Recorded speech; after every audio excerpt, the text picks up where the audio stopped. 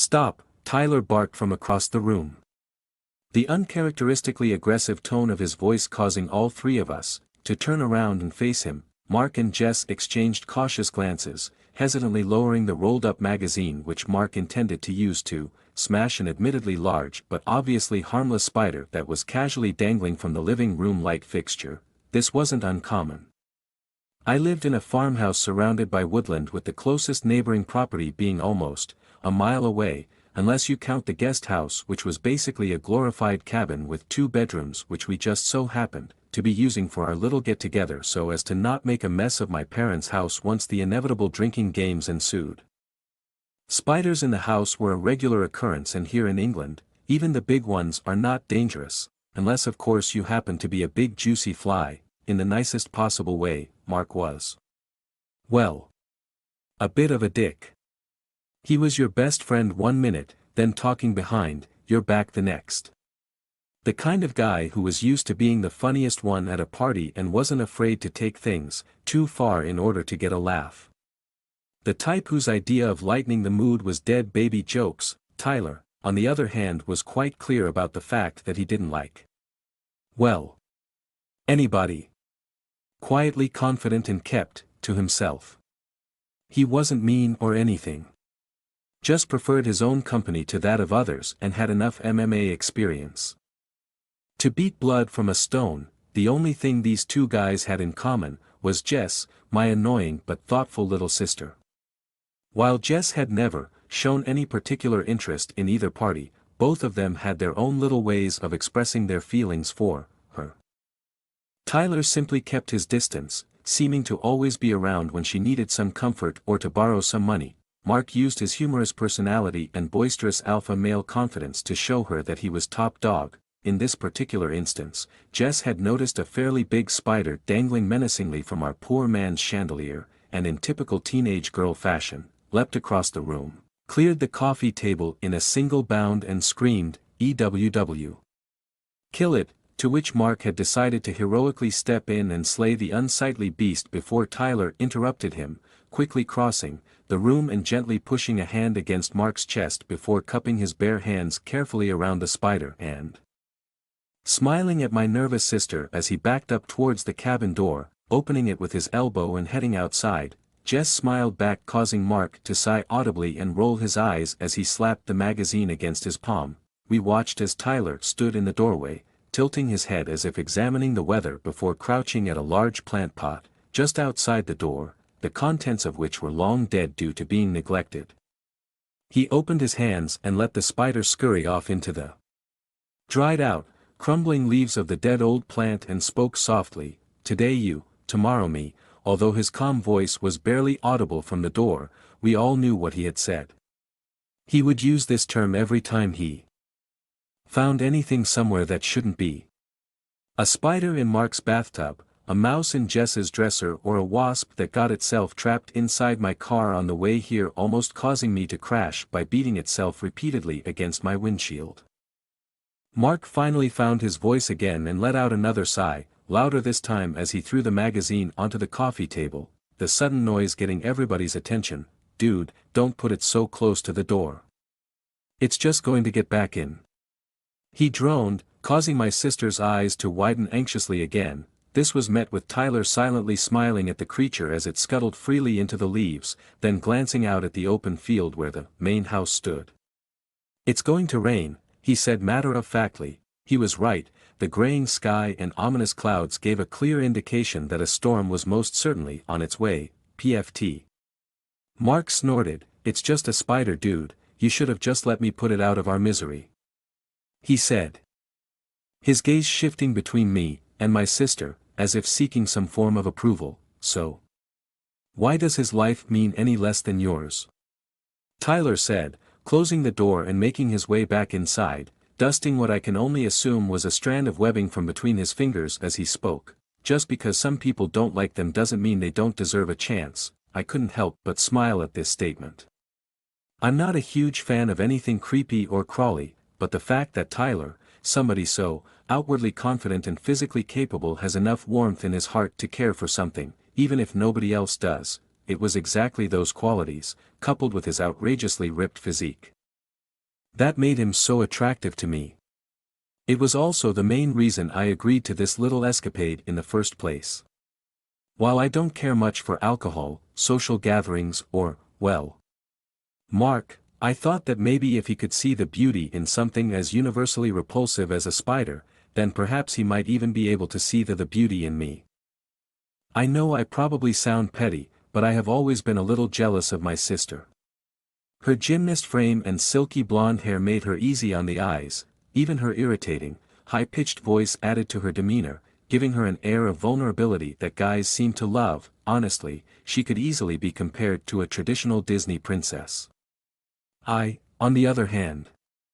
Well, I was broke from my thoughts by a distant flash of lightning, followed by a low rumble of thunder, made all the more tumultuous by the miles upon miles of empty fields leading up to the forest which cradles our property. Told you, Tyler said, a small smirk appearing on his face as his suspicions were confirmed as if on cue.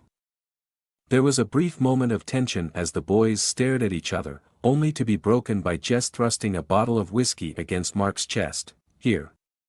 Open this while I go get us some shot glasses. Mark obliged, offering one more glance at Tyler before noisily twisting the lid off the whiskey bottle and taking a long swig from it before, setting it down aggressively on the coffee table and slumping back into his seat. I let out a sigh, shrugging my shoulders as I inched my way into the center of the room, making sure to sit on the chair between Tyler and Mark. Partly so that I could be closer to Tyler but mostly to deter any more eye contact between the two of them. The night went on. And tensions died down. The sound of rain hammering against the cabin roof and the rumbling thunder made us all grateful to be inside the house, safe and warm, drinking by the fireplace which was burning excessively, mostly due to me trying to secretly tip away my shots of whiskey. Like I said, not a fan of alcohol, but I couldn't be the only one not drinking. I glanced up at the dark, ornate-looking clock above the fireplace and blinked in surprise when I read the time, 2:36 a.m. I drew in what I hoped would be a gasp but ended up being an embarrassing fit of coughing brought on by the taste of whiskey on my tongue as I pointed at the clock, and tried to catch my breath. Oh my God. Jess squealed, jumping to her feet. What? I bark, startled by my sister's sudden outburst, glaring at her as she jumps to her feet. I have to pee. She laughed, scurrying across the room and disappearing down the hallway to the bathroom at the back of the cabin. The boys and I all breathed a collective sigh of relief as Mark once again reached for the whiskey bottle and proceeded to pour us all another shot. I lifted my glass and placed it to my lips when I heard my sister's voice calling me from down the hall, growing in urgency. I paused to make sure I heard what I thought I did. Lucy. Help. She crowed, causing the guys to look at each other with concern. I, however, recognized my sister's remarkably subtle way of telling me that she needs my help in a way only a girl would understand. If there was another spider, she would have called on one of the boys. I pick up my bag and head down the hallway, digging around for a moment before tapping on the door and pushing it open just enough to fit my hand through, taking note of the fact that having our parents out of town has done nothing to inspire her to grow up and start organizing things for herself. I'll spare you the details of the conversation that followed and skip to the part where I walked back into the room with an audible sigh which was met with a resounding sh. From the boys who were now both on their feet, their faces pressed up against one of the windows looking out into the darkness, their hands cupped around their temples to block out the reflective light of the chandelier. There's somebody out there. Tyler said. This normally wouldn't have bothered me, and at first it didn't, until I heard it. Loud, deliberate footsteps, moving along the wooden decking that surrounded our cabin. Now, at the risk of sounding like a big baby, let me add some perspective. I live approximately 4 miles by dirt road from the nearest town on a farm with my parents, who currently were not home, hence our little party. There's a storm raging outside and none of us have noticed any cars pull into the open-plan driveway. Now, not only is there somebody outside the house who didn't think to knock on the door, but they are now walking around the house, and to make matters worse, they're getting faster. The footsteps seem to quicken in pace, a sharp cracking sound being made under them as the old wooden boards of our deck splintered and creaked under the pressure of our unseen sprinter. The sound moved rapidly along the side of the cabin, so loud it could have been coming from inside. My concern turned to panic as I called for my sister, noticing that the sound was heading towards the back of the house where she was undoubtedly still in the bathroom, preening herself in the mirror. "Jessica?" I called out, not even attempting to mask the obvious tremble in my voice as the guys moved back away from the window and moved in unison towards the hallway. A clatter of footsteps coming to a halt and stumbling high heels could be heard as they practically run straight into her in the hallway, her eyes now wide and puzzled. "What's going on?" I pressed a finger to my own lips and raised my hand to keep her quiet. The footsteps. They had stopped. We all stayed silent, occasionally glancing at each other as if to communicate our growing apprehension, the silence finally being broken by Jess's voice, her tone no longer the usual sing-song annoyance it normally was. It was now filled with a sickening fear as she raised a hand and pointed directly to the window and whispered, "Oh my God." A chill ran down my spine and we turned around, as if in unison staring directed at the looming, dark shape that now filled the window frame. It wasn't moving save for the occasional twitch, but stood unnervingly still in the heavy wind which we could heard was still whistling between the fragile old wooden panels that made up our cabin walls. We stood close, huddled into a group as if seeking warmth, our arms touching as we stared, frozen in fear at whoever. No. Whatever was staring back in at us. Then, as if to answer my curiosity, a bright flash of lightning tore through the darkness, illuminating the creature's hideous frame. It was hard to get a good idea of what this thing looked like. The bright flash of lightning doing little more than accentuate the unnatural shape of the beast, briefly illustrating its pointed, insectoid-looking head and sharp, jagged shoulders that seemed to point directly upwards, as if the head sat between them in a wet, brown crevice that I assume must have been a chest. I gasped, my chest starting to throb with the familiar kind of pain that made me instinctively reach for my bag, turning my head slightly, trying to glance into my bag but not wanting to take my eyes off the shape fumbling around inside it for my asthma inhaler. The dark shape remained still at this, only tilting its head in what appeared to be curiosity, although the tilt was more of an unsettling crack which resulted in the monster looking at us from a slightly different angle. The rain beat down around the thing and the thunder that followed the lightning caused us all to jump out of our skin. Me and my sister screamed simultaneously the way only sisters can, almost mimicking each other's scream in both length and volume. The only difference being a couple of key notes. Mark grabbed a hold of Jess's wrist and pulled her towards him. More for his own comfort than hers, I'm sure. Tyler took a step towards the window and raised his hand. "What are you doing, man? Are you crazy?"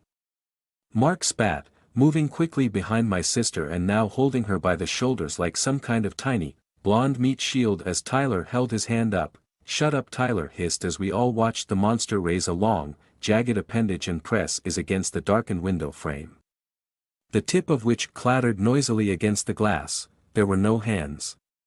Just a single, sharp claw.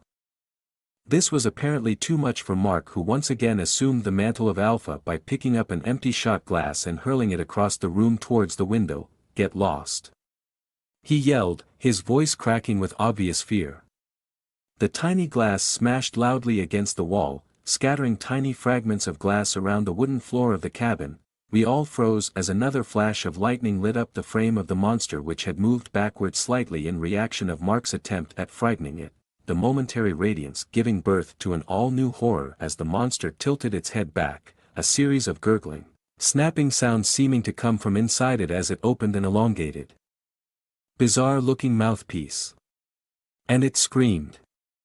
The baffling sound, clearly a disembodied mixture of the screams me and my sister had emitted just a moment ago. Tears started to fill my eyes and my legs trembled relentlessly as the garbled amalgamation of both our voices poured out of the thing just before it disappeared again. The rattling sounds of its unhesitant footsteps now crashing along the decking and up the side of the building. We all huddled together again, our eyes following the sound as it made its way furiously up the wall and across the roof, its speed unnaturally fast and the sounds of its claws against the tiles not seeming to follow any kind of pattern, instead just sounding as if they simply crashed down wherever they landed at random intervals. The sound grew distant, then stopped altogether, and we stood for a while, the fire starting to burn dimmer and dimmer as we waited for any kind of movement, any indication that this thing was still there. Tyler was the first to move, slowly raising his hands and lowering them slightly, as if signing to us to remain quiet as we started to move around. I turned my attention to Jess, who was shaking, sobbing hysterically but trying her best to hold back any noise.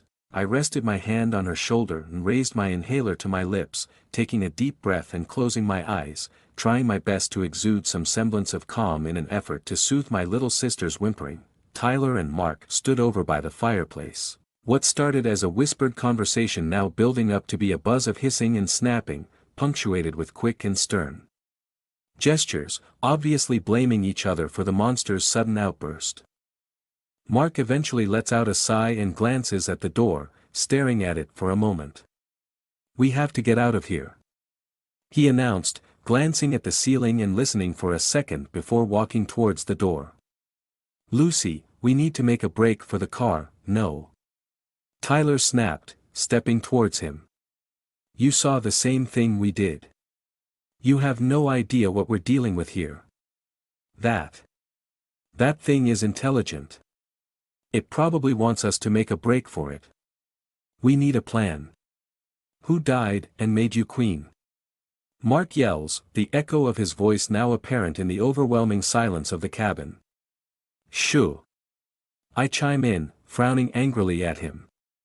"Tyler's right, Mark, just let's think of a plan, okay? It's not safe out there." Mark scoffs and shrugs his shoulders, rolling his eyes at me and forcing a derogatory laugh. "Ha! Oh, what a surprise." Lucy agrees with Tyler. "Humph." He throws his arms up exhaustively and walks an anxious circle around the table, picking up the bottle of whiskey and taking another swig. "Look, if you want to stay here and get eaten, that's fine by me.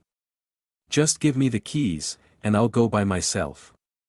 The presence of alcohol now making it difficult to differentiate between Mark's confidence and stupidity, I subconsciously clutch my bag tighter to my chest, knowing my car keys are inside. Then suddenly, Mark lunged for my bag, snatching it out of my hands, shoving Jess aggressively when she tried to intervene, causing her to fall back against the chair. I let out a stifled scream, trying to protest his actions. I was too late. In one movement he tore the bag from my hands and made a break for the door, fumbling around inside as I crouched down to pick up my sister, now more concerned about her health than Mark's.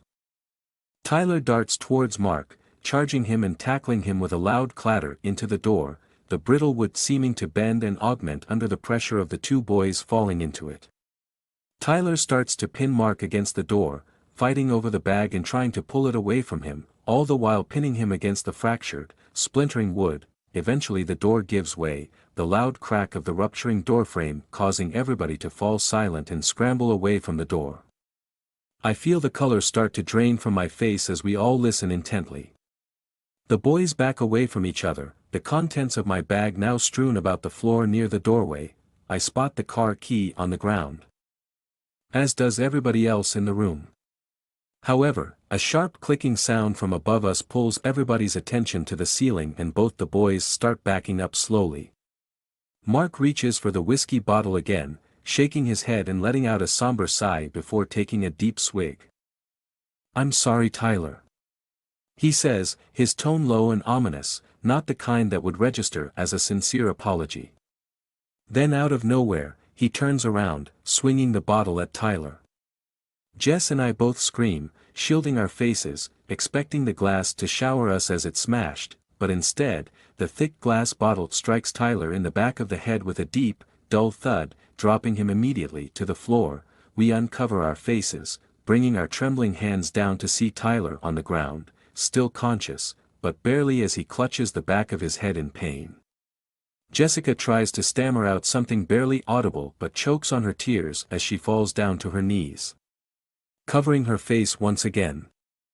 Mark points the bottle towards me and shakes his head, backing towards the door and leaning down to pick up the car keys. He looks around cautiously as he makes his way to my car, his face darting up to the roof, then around the sides of the house. Jess crawls her way over to Tyler as he groans in pain on the ground, clinging to consciousness as she tries to comfort him. I sidestep to the window, watching Mark as he clutches the bottle, taking an immoral pleasure in the fact that he's shaking so badly that he can barely hold on to the instrument that put us all in danger. He backs up into the car, letting out a broken yelp as the sudden feeling of something solid catches him off guard and he drops the bottle on the ground.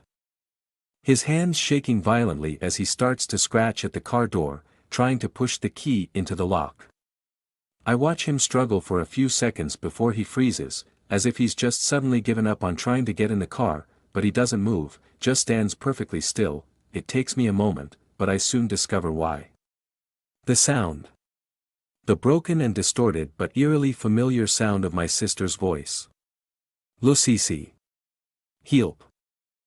I look down at Jess, who is still sobbing into Tyler's shoulder as he sits up, trying to compose himself, and I can't help but feel sick as this godless abomination mimics my sister. I watch from the window, feeling my knees bend instinctively as two large, clawed appendages reach up from the other side of my car and scramble over the top of it. The thing was massive. Its limbs cracked and bent unnaturally as it practically unfolded itself from its hiding place and stretched out a bizarre and uncomfortable-looking form. Its face, still hard to make out in the darkness, seemed to warp and change as it loomed in closer to Mark. It sat perched, so still that I would have thought it had frozen in time. Like the world's ugliest statue. Then, with no warning, its front appendages widened, freeing a smaller pair of arms. Legs. I don't know, something shot out and snatched Mark so harshly that his heels almost touched the back of his head, and I turned around, crouching under the window frame and covering my ears as I tried to drown out the sounds of whatever it was doing to him. I don't know how long I sat under the safety of the window frame, but I was suddenly jerked from my position by a terrifying tremor as it rippled through the cabin. I crawled across to my sister and Tyler, who, like me, had remained still. Jess. Jess, are you okay? What was that? She didn't respond.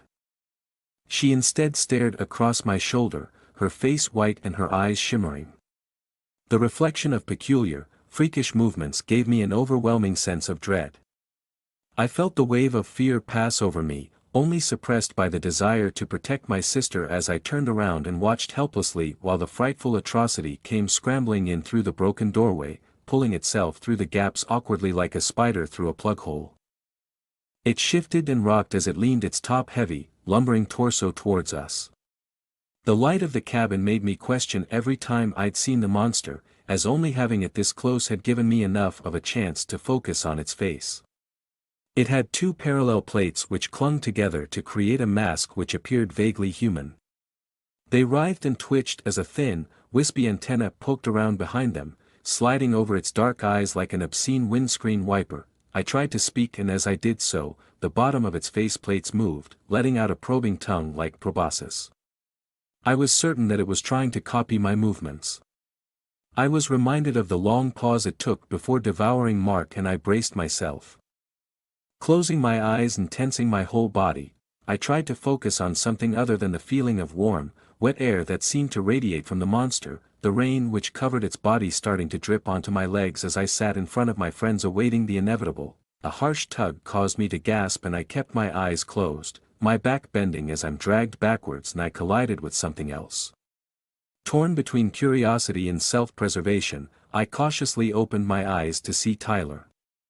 He stood between us and the monster, a hand raised up in the air. I wanted to scream, my chest hurt and my lungs felt like they were getting smaller as the creature curiously wrapped its long, wet, stringy antennae around Tyler's outstretched hand before recoiling slightly and wheezing out a raspy screech, its facial features contorting hideously again as it propped itself up onto its back legs, staring down at him and clicking menacingly.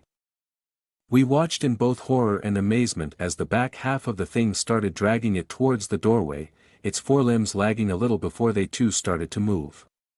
It clambered around the doorframe and twisted its body outwards the same way it came in, glaring at Tyler from the doorway as it reversed. We held our breath, half relieved, half braced as it lowered the top half of its body with a threatening snap, leaving only its face in the doorway as the unsightly mouthpiece throbbed and spluttered while a sinister but somehow comforting resonance rattled out of it. Today you. Tomorrow me.